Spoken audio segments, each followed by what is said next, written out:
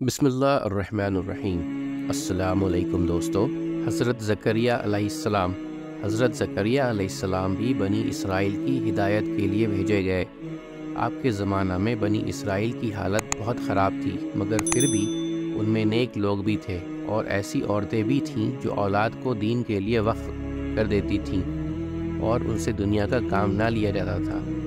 حضرت زکریا علیہ السلام نے اللہ تعالیٰ سے دعا کی اور کہا کہ اے اللہ، میری ہڈیاں کمزور ہو گئی ہیں، سر بڑھاپے سے سفید ہو گیا ہے، میں تجھ سے دعا کر کے کبھی ناکام نہیں رہا، میری بیوی بانجھ ہے اور مجھے اپنے بھائی بندوں سے ڈر ہے، بس تو مجھے نیک وارث عطا کر جو میرا اور یعقوب کی اولاد کا وارث ہو، اس کو ہر دل عزیز اور مجھے اکیلا نہ چھوڑ۔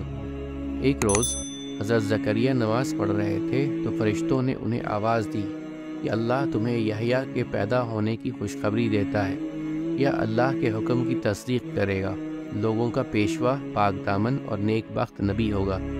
آپ نے یہ خوشخبری سنی تو تعجب سے کہنے لگے کہ اس عمر میں میرے لڑکا کیسے پیدا ہوگا، جبکہ میں بوڑھا ہوں اور میری بیوی بانجھ ہے۔ جواب ملا، ہمارے لیے تمام باتیں آسان ہیں۔ حضرت زکریا علیہ السلام نے عرض کیا کہ میرے اطمینان کے لیے کوئی نشانی مقرر کر دیجیے۔ حکم ہوا کہ تم لوگوں سے 3 دن تک اشارے کے سوا باتیں نہ کرو گے، اللہ کو خوب یاد کرو، اس کی بزرگی صبح و شام بیان کرو۔ آپ اپنے حجرے سے نکل کر لوگوں کے پاس آئے اور انہیں حکم دیا کہ صبح و شام اللہ کی پاکی بیان کرتے رہیں۔ اللہ تعالیٰ نے ان کی بیوی کو اچھا کر دیا اور یحییٰ علیہ السلام پیدا ہو گئے۔ حضرت یحییٰ علیہ السلام کو اللہ تعالیٰ کا حکم تھا کہ وہ تورات پر خوب اچھی طرح عمل کریں۔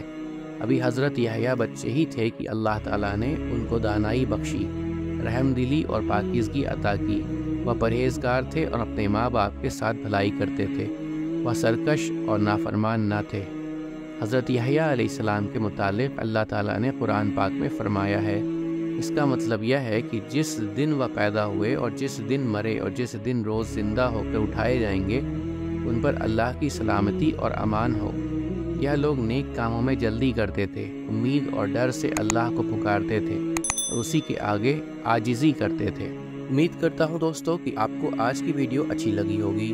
اگر آپ کو ہماری ویڈیو اچھی لگی ہے تو ویڈیو کو لائک ضرور کریں اور مزید اس طرح کی ویڈیوز دیکھنے کے لیے ہمارا چینل سبسکرائب کر لیں اور دوستوں کے ساتھ شیئر کرنا بھی مت بھولیں۔ اللہ آپ سب کا حامی و ناصر ہو۔ انشاءاللہ ملتے ہیں اگلے ویڈیو میں۔ اجازت دیجیے، السلام علیکم، اللہ حافظ۔